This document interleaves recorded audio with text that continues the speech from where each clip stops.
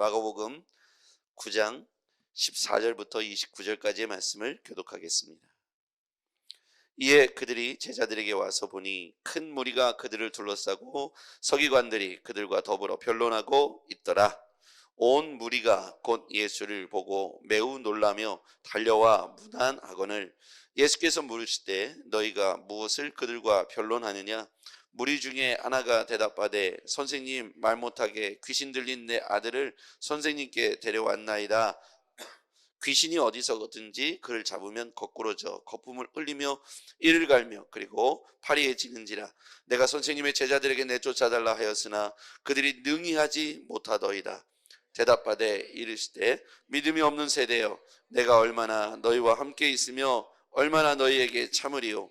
그를 내게 데려오라 하시매 이에 데리고 오니 귀신이 예수를 보고 곧 그 아이로 심히 경련을 일으키게 하는지라.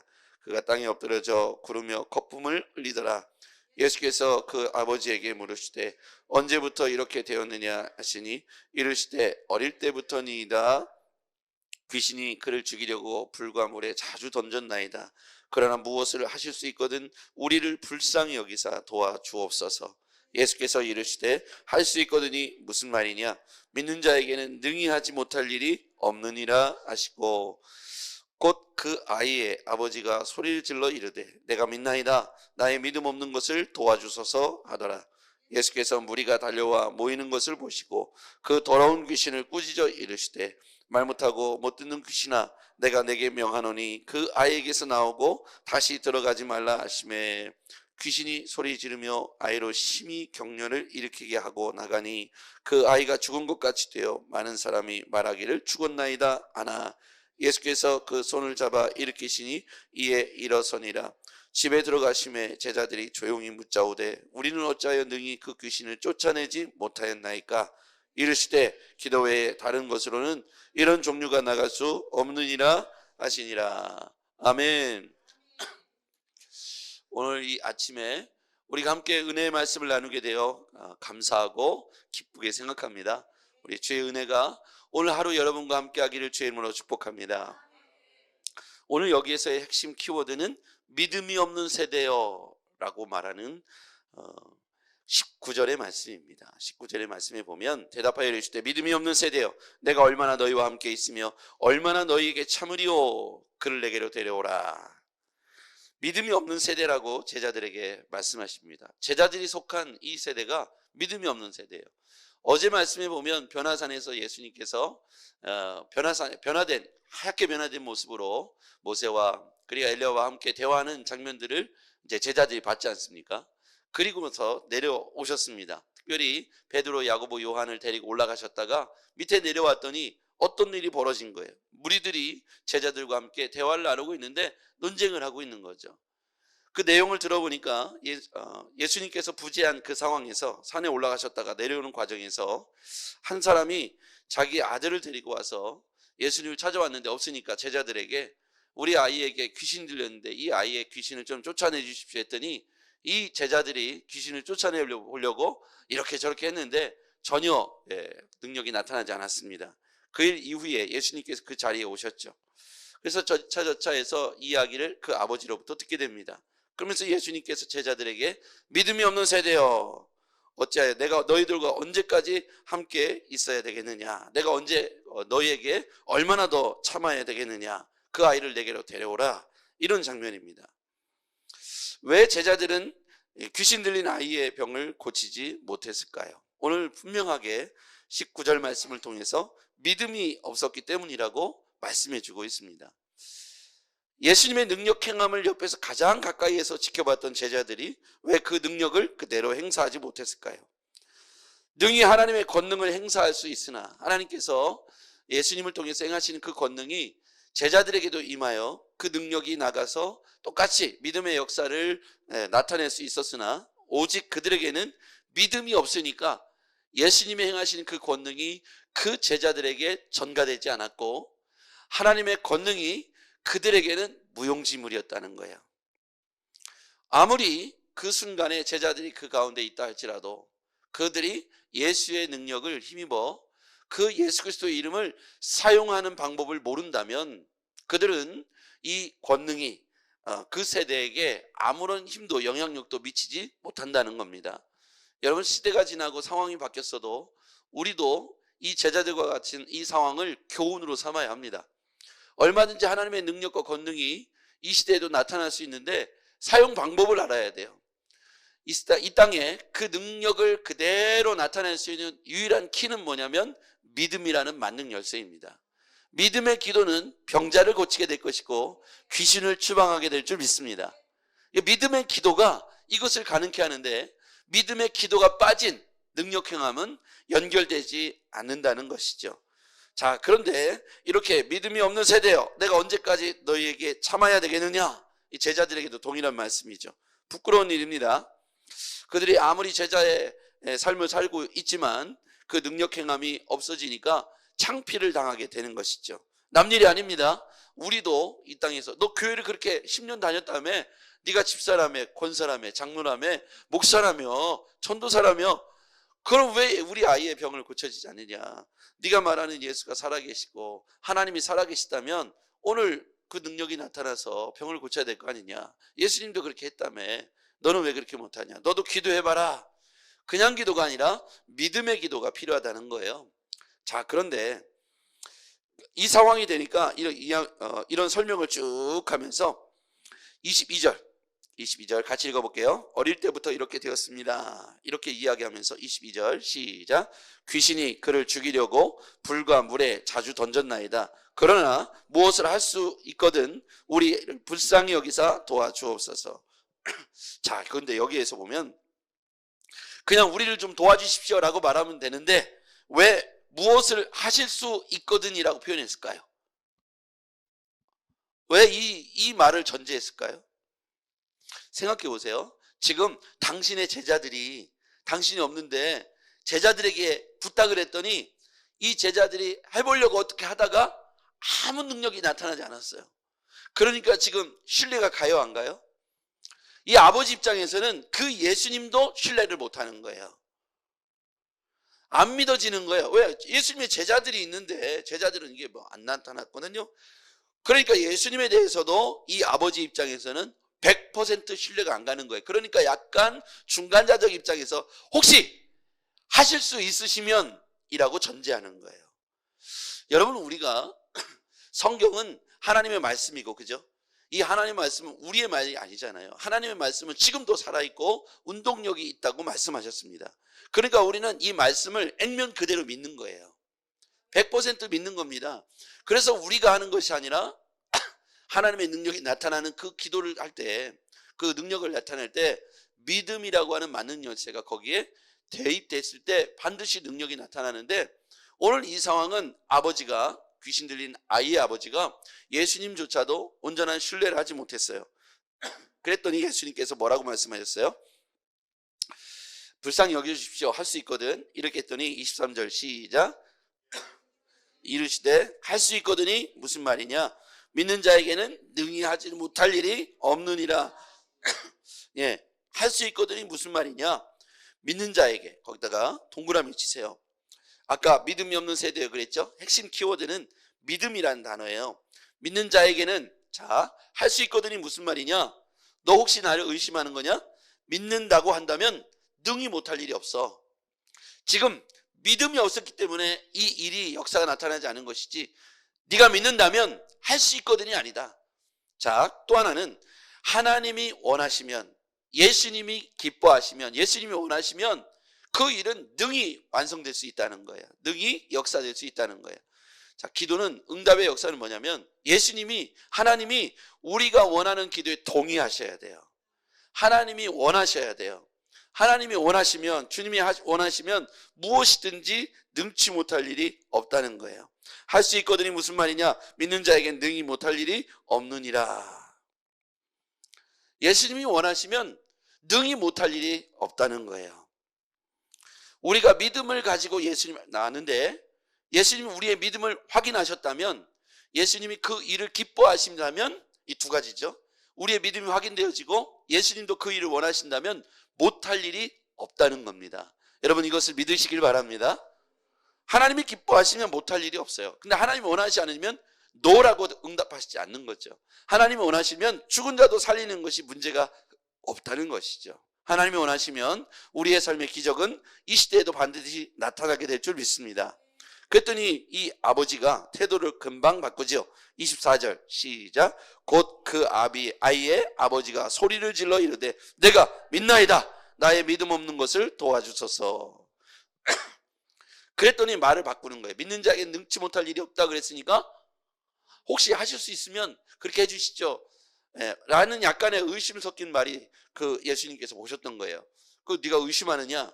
믿는 사람에게는 능치 못할 일이 없다. 이렇게 말씀하시니까 소리를 크게 지르면서 주여 내가 믿습니다. 그리고 중요한 기도와 같은 내용을 하죠. 나의 믿음 없는 것을 도와주소서.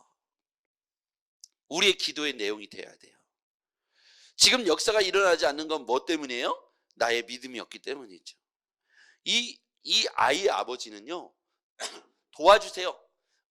도와주세요. 우리 불쌍히 여겨주시고 도와주세요. 이 말을 하고 싶었는데 제자들이 하는 행태를 보니까 할 수 있거든 이란 말을 전제한 거예요. 완전히 신뢰를 못한 겁니다. 그렇죠? 하실 수도 있고 못하실 수도 있다는 생각이 그 안에 들어온 거예요. 그러니까 예수님이 다른 것보다 일어날 수 있고 분명히 할 수 있는데 너가 말하는 그 할 수 있거든 이란 말을 빼라는 거예요.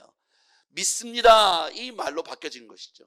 믿음만 있으면 내가 원하면 이 모든 일은 능히 할 수 있다는 거예요. 못할 일이 없다는 거예요. 그랬더니 바로 태도를 바꿔서 주여 내가 믿나이다. 나의 믿음 없음을 도와주십시오. 바로 회개하고 바로 주님 앞에 믿음을 온전하게 고백하는데 그냥 급하니까 소리를 지른 거예요. 소리를 질러서 주여 내가 믿나이다. 이 사람은 자기의 아이가 귀신이 떠나가는 유일한 희망을 예수에게서 그 순간 발견한 거예요.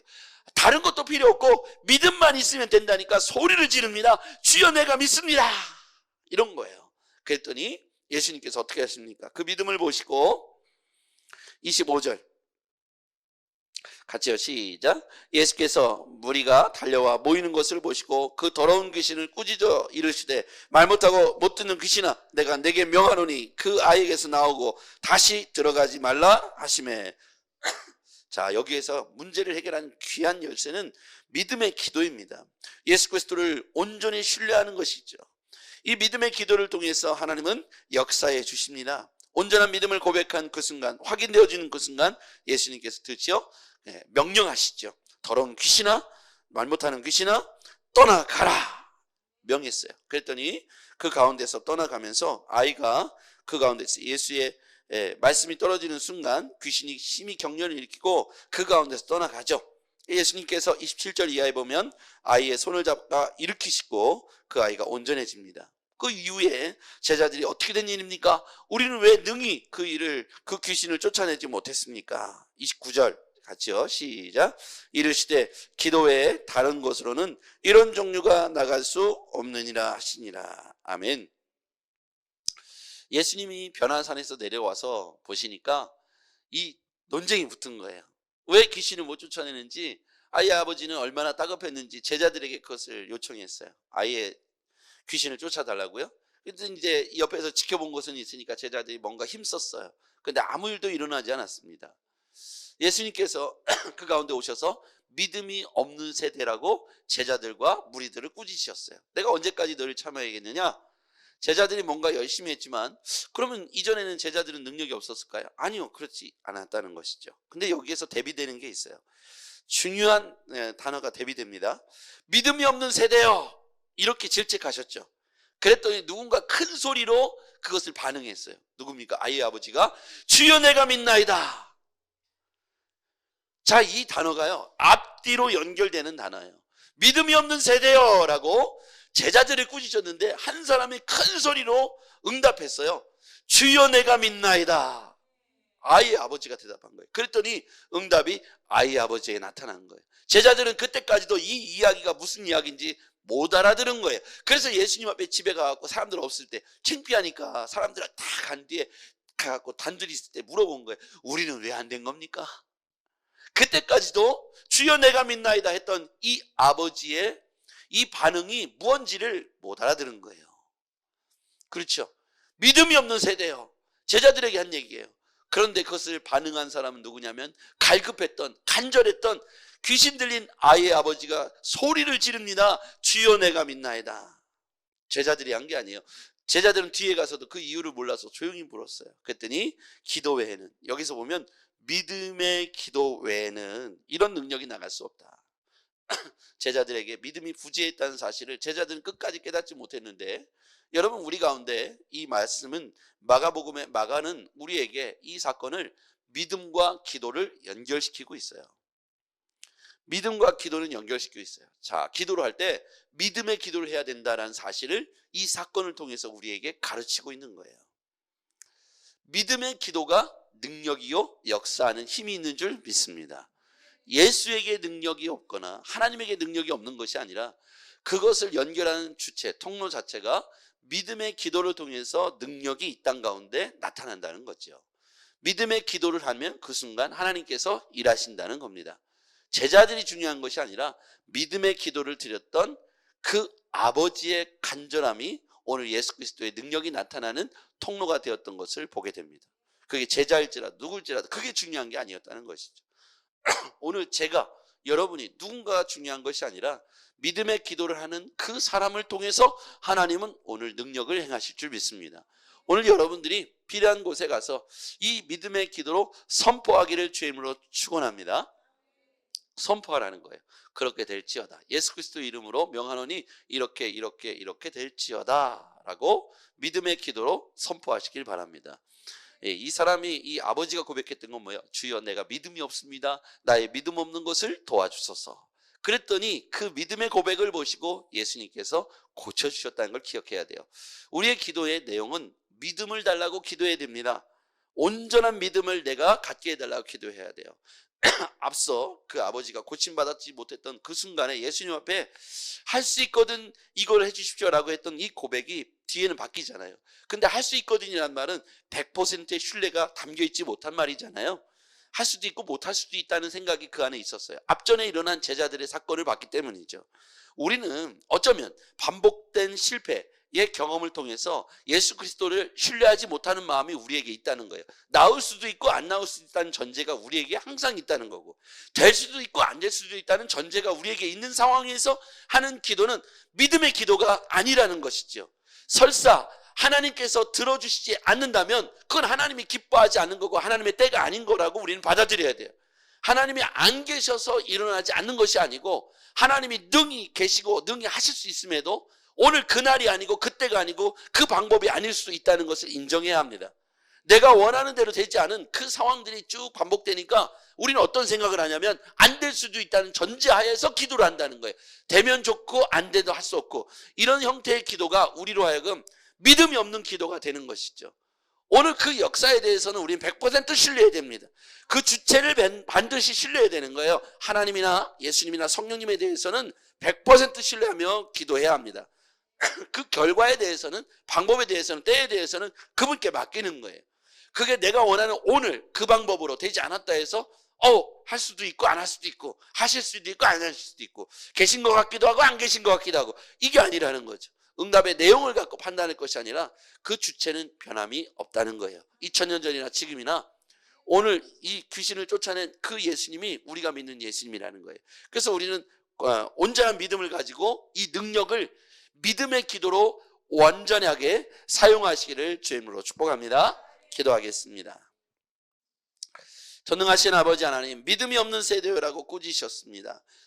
그때 반응했던 주여 내가 믿나이다, 나의 믿음 없는 것을 도와주소서라고 고백했던 그 아이의 아버지를 통하여 아이는 고쳐지게 되는 것을 보았습니다.